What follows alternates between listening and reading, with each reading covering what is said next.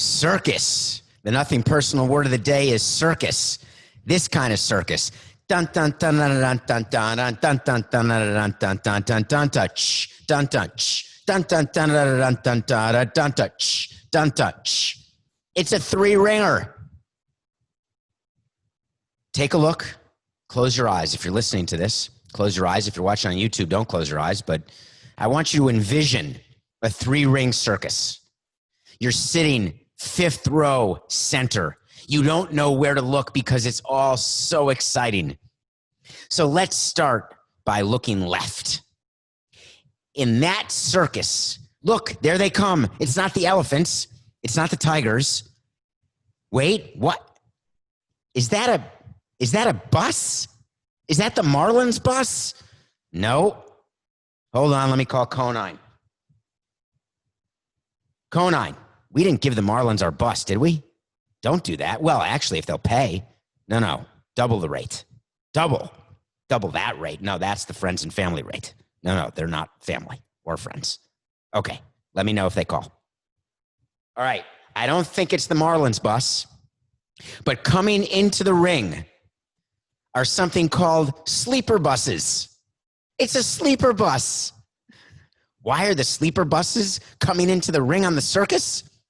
Because here's what's happening in Philadelphia, Pennsylvania. Sleeper buses will pull up to the hotel where the Marlins have been quarantined since last Sunday.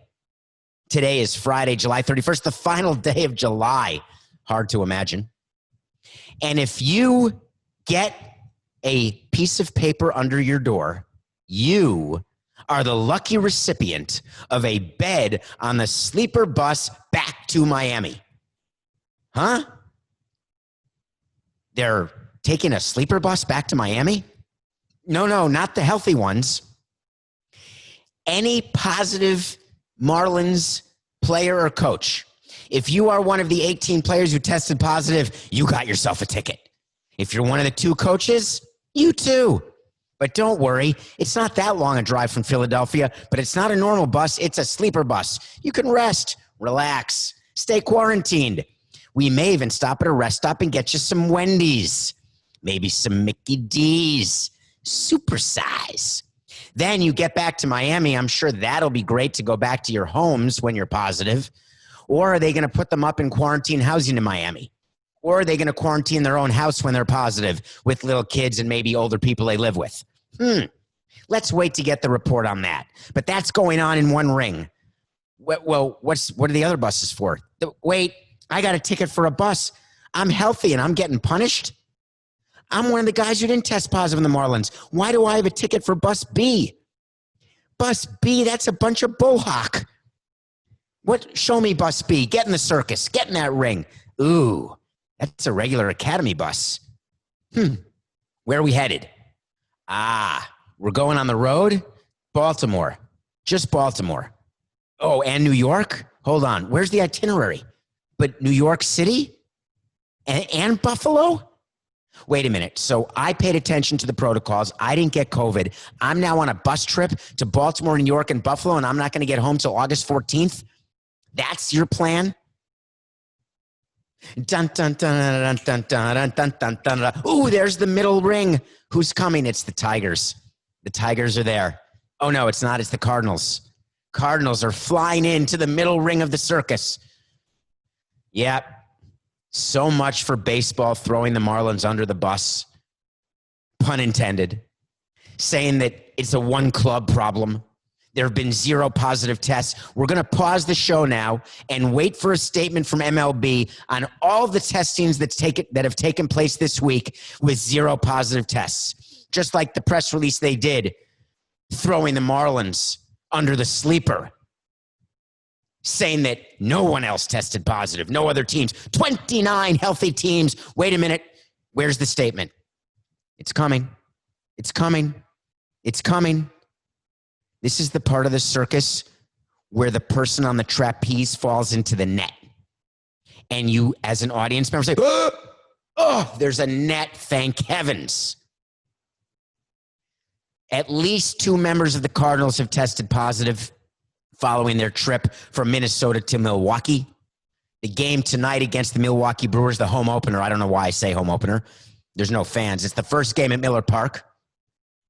Has been postponed and will be made up as part of a doubleheader on Sunday. The game on Saturday will go on as scheduled. So let's just make sure that you're understanding what's happening in the center ring of the circus. Positive tests postpone one game, but continue on Saturday the following day. Philadelphia has had the same number of positive tests, dose, a clubhouse attendant and a coach, no players, but a Citizens Bank Park shut down for activities. No games, no workouts, no nada. Is that because the Phillies played on the same field as the Marlins, who have 18 positives? The Cardinals played on the same field as the Twins, but only have 2 positives, and the Twins, in theory, have 0, but we don't know because we haven't heard. Okay, so I think the protocols are becoming clear now. 4 or fewer positive tests. 4 or fewer positive tests mean you miss one game, you contact trace. As long as everyone's positive, call up your taxi squad, bring in your players from your alternate training site, and start playing baseball. If you have 11 or more players test positive, we'll pause your season. And if you've played a team who has 11 or more, but you have none or up to 4, your season's paused too. Everyone get that? That's what's going on in the middle circus, the middle ring of the circus. Cardinals, Blue Jays postponed. Cardinals, Brewers postponed, but they're going to play Saturday. That's the circus. Wait a minute. Look to your right now. Here it comes. It's the Flying Willenda family. These people are awesome. If you've never seen them, it's insane what they do. They go back and forth and up and down. They catch people. They've got biceps like Popeye. Sometimes they don't do well, but mostly they do. All right, here they come. What are they going into the right ring? RIGHT, as in not the left or center. All right, what's happening in that ring? Anybody? Oh, rule changes, protocol officers, double headers, 7 innings. It's like Little League. MLB and the union came to an agreement that all double headers starting Sunday with the Cardinals Brewers will be 2 7-inning games. Where was that during my 18 years when I was sitting at the ballpark for 13 plus hours? I love it. No, I don't. Here's the problem. The reason why they're doing 2 7-inning games, and they're not going to tell you this, but I'm going to tell you. The reason is they believe this is a way to get people out of the clubhouse faster. They believe this is a way to save pitching and protect pitchers. They believe this is the safest way to move forward. The reason why they're doing this is doubleheaders were not agreed to or scheduled as part of the March 26th agreement between Major League Baseball and the players. Doubleheaders were not part of the schedule when the commissioner imposed the 60-game schedule. That was back in the day so many weeks ago when there hadn't been 31 postponed games already. It started with, it's possible not all teams will play 60 games. That was their first ruling in baseball. We'll do it based on winning percentage, but we're playing in October. Don't you forget it. We are playing in October. All of a sudden, games are being postponed left and right, and that's not even talking about weather. Last night, the pick of the day, nothing personal pick of the day, postponed. Weather. Hurricane, what is it called, Coco? Isaias? I don't know how to pronounce it. All I know is it's coming right here out my window. Come and get it. I think I'm just going to stand on the balcony, raise my hands and say, please, please take me. No, I would never do that. I'm going to take in a chair and batten down the hatches, get under the bed, and hope for the best. But there's going to be more weather postponements because there always are. Now we know there's COVID postponements when anyone tests positive for a day, and you've got to start making up games because now it's not just about winning percentage, because if you've got a team who plays 50 games and a team who plays 60 games, there is a decided advantage to the team playing 50 games. Now, as a team president, I would say I want the most games possible because I want the chance to improve upon my bad start. If I have a good start, I want the fewest games possible so I can't screw it up. So in order to try to make it equal, so everyone plays 56 plus games, so the delta is only 4 games at most between teams, you've got to have these doubleheaders. And 9-inning doubleheaders take forever. But guess what? So do 7-inning doubleheaders. And you're in a situation right now where Anthony Rizzo is already complaining about being at the ballpark too long.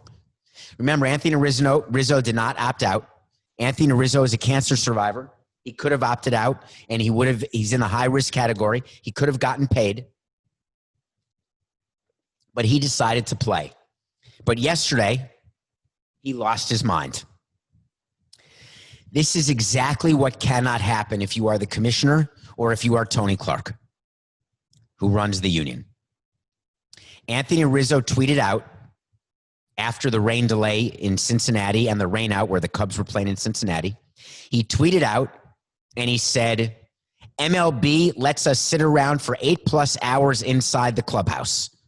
I'm sure I can find that somewhere in the 113-page player safety protocol. Tss. That's a burn. Why did Anthony Rizzo tweet that out? First of all, let me give you the facts. The Reds game was called at 7:10 p.m. It was a 6:05 game. The rules in the 113-page protocol say you cannot get to the ballpark before 5 hours before a game. So the earliest Rizzo could have gotten there was 1:05. Now, when you're on the road, there are buses to the ballpark. The early bus would get you there maybe between 4.5 and 5 hours before. The late bus gets you there around 3 hours before, 2.5 to 3 hours before. When I would get to the clubhouse 5 hours before a game, it would be very, very quiet. There'd be a couple of people there for eye wash, a couple people there for the free food, a couple people there working out, a couple people there pretending that they're studying, working, whatever it is. Very few people are there 5 hours before a game. But let's say, for purposes of this argument, that Anthony Rizzo got there 5 hours before the 6:05 game. So he got there at 1:05. The game was called at 7:05. That's 6 hours later. Did he hang out in the clubhouse 2 hours more after the game was called? Or was he just exaggerating to make a point? My view is you don't need to exaggerate to make a point. The fact is they've got to be smarter, baseball does, about postponements, about the weather. Listen, we all have weather apps. My weather app works great. It tells me when it's going to rain. It tells me where it's going to rain. And therefore, I can decide whether to keep the roof open or not. It's great, these apps. It tells me when I can run, where I'm going to get hit by lightning. I don't know if I did this on the show. I once got a text that lightning struck 0 miles from your location. I guess that means I was hit by lightning. God forbid, which I wasn't. But the point is, new rules, in my opinion, need to happen. New protocols. Use the noggin. If you're the Chicago Cubs and you're staying in a hotel in Cincinnati, let's just give people a little geography lesson. Great American Ballpark in Cincinnati is not very far from the team hotels in downtown Cincinnati. It's not like Citi Field versus downtown New York City. It's not like landing at the airport in Denver and having to drive right to Coors Field. It is right there. If you know there are weather issues, you've got to keep your team in their room, period. Don't leave the hotel. Communicate with the home team. Explain that we don't want our team sitting in the visitors clubhouse, which by definition is always smaller. When we built Marlins Park, you do things on purpose. The visiting clubhouse always sucks. The lockers are smaller. The bathroom is smaller. The showers are closer together. There's no rope in the soap containers. Everything is clear to give an advantage to the home team. The lighting's bad. The color is sort of nauseating. The carpet is dirty. You do that purposefully. You want to get a little home court advantage. We learned it from Red Auerbach, Boston Garden. He would literally make the visitors who would play the Celtics, when the Knicks would play the Celtics, he would make it. He'd turn the air off in the visiting clubhouse. It was a misery in there.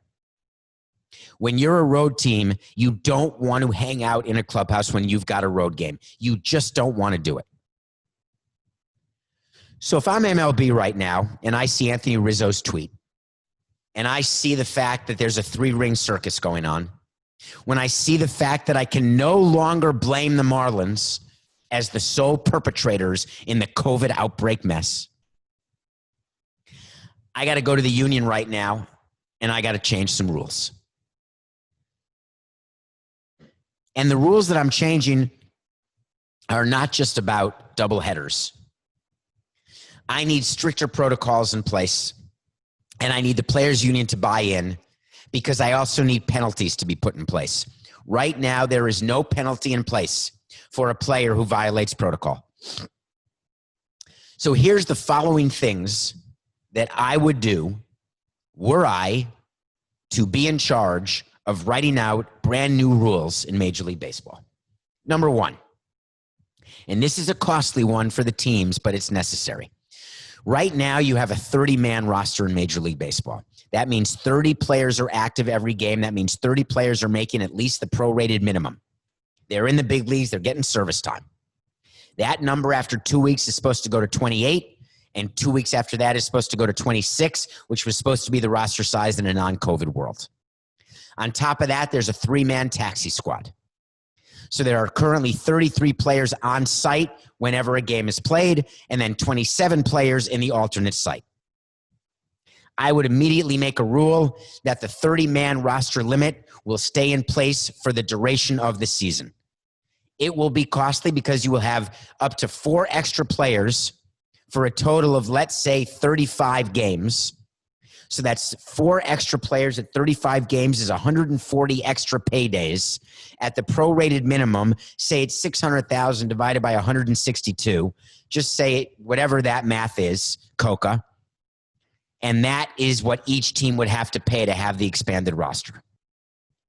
I'm doing it because I need players on site who are with the team and ready to go, because I've already decided that if we've got 1, 2, 3, or 4 positive tests, we're going to sit out a day. We're going to contact trace. We're going to test. And if you're negative, you're playing. 2, off days. Right now, they're playing 60 games in 66 days. Given that there are now 2 7-inning doubleheader games, that's what a doubleheader would be, I would change the rule on off days and get an exception from the players' union and eliminate off days, because it's more important to get to the 60 games than it is for the players to have an off day, and they're going to have expanded rosters. So what you have to do is rework the schedule. Baseball's been doing it on the fly right now. There are not fans involved. We talked about it yesterday on Nothing Personal. There's no ticket refunds. MLB needs to take a look at the schedule and do a redo, because you're going to have to eliminate at least half of the 6 off days for each club. Third change. This is a big one. A lot of rumors yesterday that the Marlins were infected by a pilot on their charter or a flight attendant on their charter or by going out in Atlanta. There is no way to prove how the Marlins outbreak happened. They can investigate until a cow jumps over the moon. There will not be a smoking gun. There is no way to prove that a pilot who tested positive, or a flight attendant who tested positive, or a stripper who tested positive, or a waiter who tested positive gave it to a player who gave it to a player who gave it to a player who gave it to a player who bought the team for 2 zuzim. In May, I wrote an article for CBS with a lot of people's help. It was my return to play plan. I want to bring your attention to one of the things in that article that I was clear about. Testing players and staff is not enough. Right now, there is no testing protocol for pilots, flight attendants, bellmen, room service delivery people. Picture all the people being tested in the bubble in the NBA. Now picture all the people who are not being tested with MLB. All the people who have access, who are touching things that players are touching. People who are preparing food, delivering food, picking up bags, dropping off bags. Are they testing flight attendants and pilots? Maybe. Are they testing them every day like they should? No. Right now, you change it that every ancillary employee, there's no tier 1, tier 2, tier 3. If you're using up too many test kits, do what the NBA did, buy some test kits and give them to communities around baseball. The way NBA has donated kits. It's like leaving, this is my favorite. Side note, Coco. Companies who want to leave a zero carbon footprint, and they'll say that this event was a zero carbon impact event, zero carbon footprint. It's actually horse hockey. What it means is that they are paying money to plant a bunch of trees somewhere or to do something that cleans up someplace else. There is no such thing as a team or an entity having zero carbon footprint. Even the new stadium in Seattle called, oh God, Amazon bought the naming rights. Coco, save me. It's called like Climate Pledge Forum or something. I never thought it could happen to me. Climate change, climate pledge, whatever it is. Coco has disappeared. It's Friday. Why would I think he hadn't? Here it comes. Climate Pledge Field. I don't think that's what it's called. But anyway, it's called Climate Pledge Arena. Thank you, Matthew. Happy unbirthday to you. No, it's not his birthday. The guy does one podcast. He appears on Lauer's After Hours. Is that what it was called? You should download it. It's a great podcast. It's fans of the Le Batard Show with Stu Gatz. They have their own podcast. I was on it once. Coco was on it. I don't know when they're going to release it, but he had a great time, as I told him he would, because the people there are great. They're huge fans of Le Batard. They're fans of Nothing Personal, and now they know that Coco is a real boy. I don't know why I'm talking about it, except that Coco may be still flying high from that hour-long podcast. So we're testing everybody. Bubble or no bubble. No more tiers. Test everyone. I was telling you about the carbon footprint. That's where the plane was going, Coco. Carbon footprint. So what you do when you say it's a zero carbon footprint, you just buy stuff. You give money to people so they can do good in the world. So what the NBA is doing, because they're using so many tests, is they decided, hey, we're going to take care of people in Orlando so no one can say that we're taking kits out of the people in Orlando so that we are not hurting anyone publicly with public health. Great idea. Whatever, right? So the MLB, not the MLB could do the same thing in all 30 cities. Buy some kits and test everybody. Number 4. I said it once, I'll say it again. Road hotels. Every team should stay in the same hotel because then you can control one hotel in every city. You can control how it's cleansed. You can control how they test the housekeepers, the chefs, the front desk people, the people who do the baggage, luggage handlers. If you don't like staying at a Westin, you'd rather stay at a Ritz. You don't want to stay at a Marriott. You'd rather stay at a Four Seasons. I don't want to hear it. Every city needs to designate one road hotel which agrees to host every team who comes to that city and agrees to follow MLB protocols. Listen, if you don't want to travel and you want to get into a bubble, keep doing what you're doing, MLB. If you want to get smart, read a damn article and make some changes, listen to a pod, maybe even subscribe, maybe even vote for Podcast of the Year. Set the road hotels. The traveling secretaries will get through it. So will the players. So will the owners. Next, travel days. When a team has to travel, and we already know traveling is a problem, but We are testing everyone the day before they travel, and we don't get on the plane until the latest tests come back for everyone in the traveling party. If you're positive, you don't get on the bus. You don't get on the plane. If you're negative, you get on the plane. No cards on the plane. Everybody sits apart. And if you're using a plane that is used in a regular commercial plane where regular people are flying on that Delta all-coach plane, there has to be a cleaning by MLB prior to anybody in a MLB traveling party getting on the plane. Not the way Delta cleans it or American with their bombs and whatever else they do. They're cleaning bombs. There have to be MLB compliance officers watching those planes get cleaned. No food service. No need for flight attendants to get out of their seats. No need for pilots to open the door, even though they're still being tested, but the front door should be closed. You enter the plane from both the rear stairs and the front stairs. No one gets out of their seat unless you have to use the bathroom and you raise your hand. You think I'm joking? I'm not joking. Road rules. Don't encourage players not to leave the hotel. There is no leaving the bubble of your hotel. Hard stop. I'm only telling you how this has to work if MLB has a chance to continue. The road rules are you are in your ballpark and you are in your hotel room. That's it. There will be food that will be made and that will be delivered to you, and it won't look like the food that first got into the bubble at the NBA. This will be gourmet food to go. I have seen chefs do it in clubhouses. Marcello, the Marlins chef, could make a 5-star meal to go. When you're a visiting team, you're not getting 5-star food anyway. You're generally ordering out from restaurants. You package it, you give it to the player, and it is waiting for them in their room. Like where the Wild Things are with Max and his mother. When Max got into his room after a hard day having a rumpus, his dinner was there and it was still hot. We can do that at the road hotels. Home rules. It's very simple.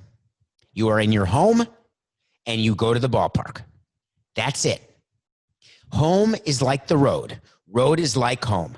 You don't like these rules? I get it. It's not great. I get it. But either you want to play baseball or you don't. Because right now, the 3-ring circus that is MLB, it's not headed to a good place. Next, how about a modicum of goddamn consistency? A modicum. The Marlins test positive 4 people, you play the next day. Then the Phillies are shut down, but they're working out. Then the Phillies have a positive test, they're not working out. Then the Cardinals have a positive test, they miss a game, but then they're playing Saturday. What am I missing? Hold on, let me do the math. I must be missing something. So the Marlins test 4 people positive, but they play, but that wasn't going to work. So then they adjusted, and now the Phillies had played on the field with the Marlins, but had no positives, but they were not going to play games so they don't infect another team, but they could be together and work out. Okay. But then the Phillies get a positive test, not with the player, but with the coach, who players had been around in a home clubhouse attendant. So then you can't work out anymore. Then you have a team who is on the road who actually has only 2 players who test positive. They can't work out, and they miss only 1 game. Okay. All right, here's where it is. Here's what we're going to do. Set a rule and make it a rule. Between 0 and 4 positives, you may do the following, A, B, C, D. A, everybody stop right where you are. Everyone gets tested. Everyone doesn't move from a quarantine. They're immediately quarantined until that test comes back. hopefully within 12 to 24 hours.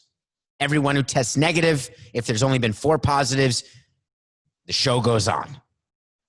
If there are between 4 and 11 positives on your team, you stop where you are, you test, but it's not good enough to have one day of all negatives. There have to be 3 straight days of negative tests before your team can continue.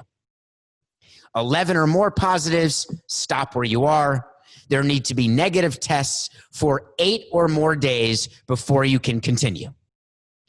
If you don't like those numbers, find other numbers, but make it consistent so everyone understands what's happening. Right now, I got to go breaking news every Mutton Gedunishtik because another team cancels, another team's positive.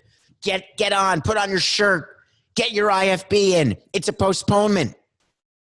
If we knew what was going on, it would just be a news in 90 item. Those are the rules that have to change. I'm looking for some of those rules to change. I'm not making it a wait to see. And I'm going to ask you to hang around because we're going to talk about a few other things before this day is over, including the NBA and its return. But when we come back, we get to talk about something better than all of this, Margot Robbie. Welcome back. You think I'm not watching movies? Of course I am. What do you do when you're super stressed out? You're training for a big race. You've been working hard. You're not going to give up your movies or TV shows.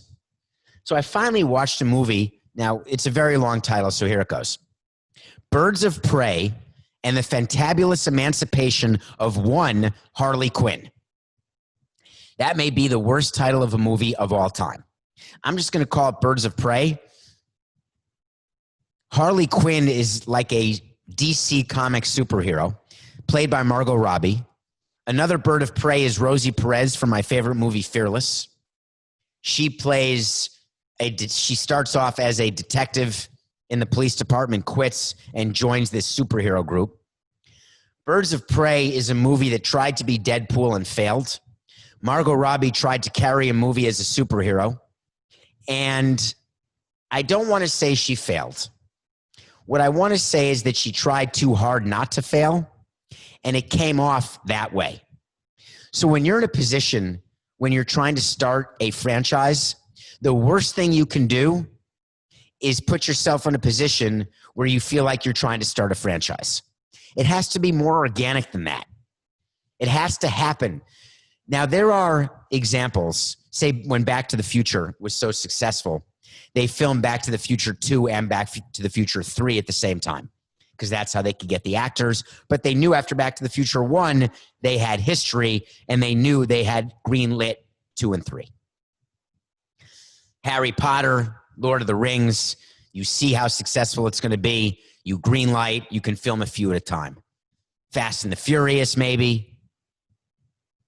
John Wick, hey, Coco, did John Wick film 2 and 3 at the same time? Unlikely, because hard to get Keanu Reeves to commit to a back-to-back shooting, I would guess. Hard to know how the John Wicks were going to go. The point is, one of my favorite franchises, if you can call it that, Deadpool, Mission Impossible, you don't try. It just happens. So in Bird of Prey, Margot Robbie, and it's very much about women in power. It's all women are the superheroes. It's what they do to men, and it shows their power, their strength, their beauty. They're very careful. Margot Robbie, who is a gorgeous woman, and in some of the media surrounding this movie, she was very clear that she didn't want it to be her sex appeal, like from Wolf of Wall Street. And if you haven't seen that scene, you may want to check it out. But in Wolf of Wall Street, it clearly was her sex appeal that was part of that. In Focus, it was clearly her sex appeal with Will Smith. Birds of Prey, she wanted to be about her mind, not her body. It wanted to be about her actions, not her look. And so while she still looked tremendous, you could tell with the costumes that they were trying to be understated versus overstated. I didn't have an issue with that. I found that the dialogue was not as clever as I would have liked it to have been. One of the reasons I love Deadpool, the clever dialogue, the great cultural references. There was not a lot of that. There were a lot of DC comic references that I read about after that I didn't get on the first try, that if you are a total DC comic nerd, that you will get immediately. And if not, you just won't. Birds of Prey is worth seeing. It is a popcorn movie. It's short, like an hour 49. It's 109 minutes. It's worth it. I enjoyed it. I think that it will be a Birds of Prey and the fantabulous emancipation of one Harley Quinn part 2. Okay, I said we get to NBA, and we have to. So, NBA came back. Was anyone watching? You know the wait to sees, right? Yesterday on Nothing Personal, we had a two-part wait to see. One, Zion Williamson would return with the Pelicans, but he would play fewer than 25 minutes because he was out of quarantine. He left the bubble. Personal reasons, came back and just is returning to practice. He ended up playing 15 minutes. That wait to see hit. I had LeBron James playing the Clippers. LeBron James, I figured, with such a lead over the Clippers for the number 1 seed, I was a little shocked. I set the market high at 35 minutes.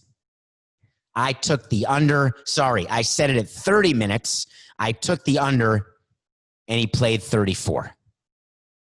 And he only played 34 because the Lakers were up 11 late in the game. Then the Clippers made a run. They had to bring LeBron back in to play toward the end of the game. But last night, there was basketball, and it was awesome. I'm having more and more respect for what the NBA did. I watched the way they were on the bench. They did everything right. Everyone is bubbled. Everyone is quarantined. Everyone's being respectful for the moment. Everyone's wearing masks.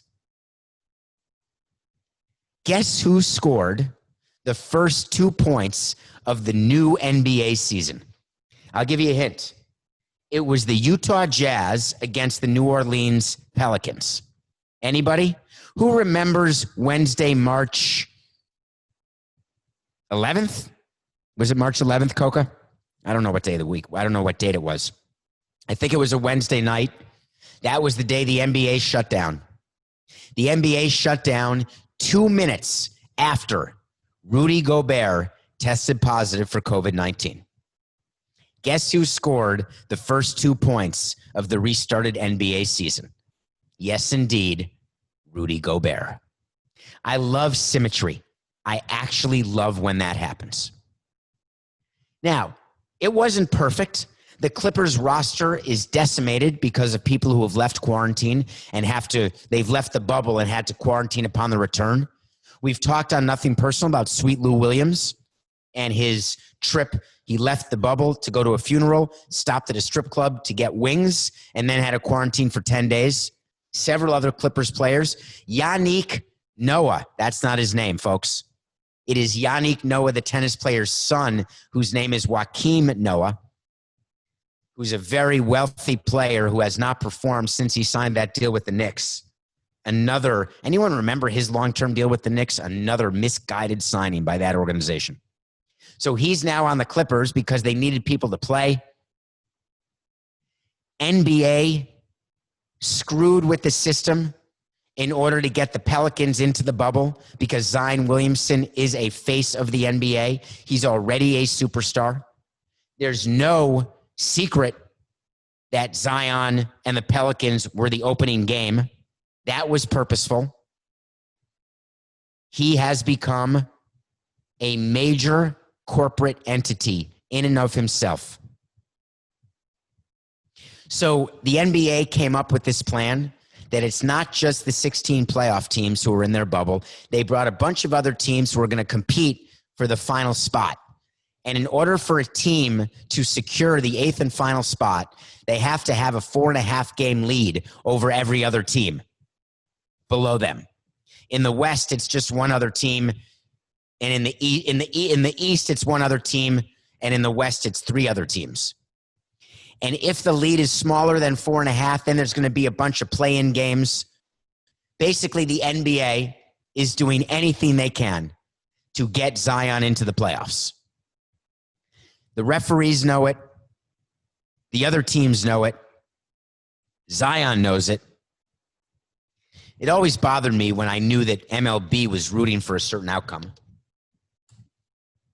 I always recognized why. It's business. That's the reason. Having Zion in the playoffs will help. It'll help ratings. It'll help with sponsorships. I didn't quite like the virtual fans. I found that distracting. The people behind at the scorer's table were behind plexiglass. I found that to be smart and interesting. Okay.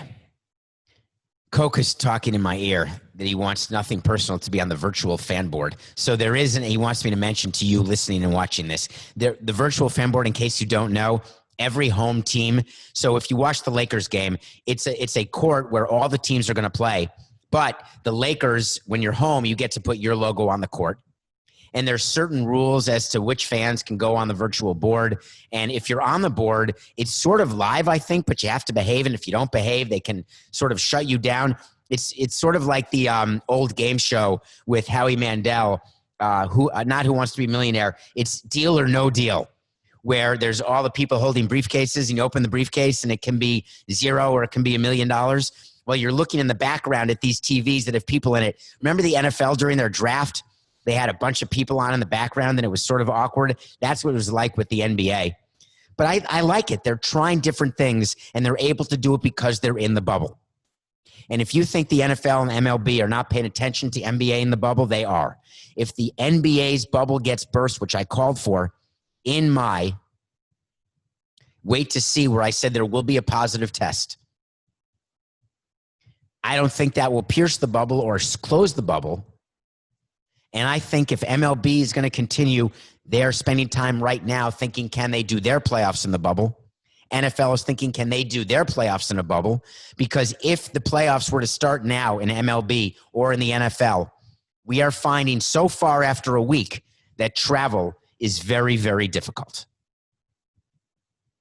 So all in all, the NBA's return gets an A-, because you have to wait to give something an A until more games are played, make sure the tests continue to be negative. I will look for continued press releases from the NBA, press releases which will talk about their rate of positivity and a lot of zeros.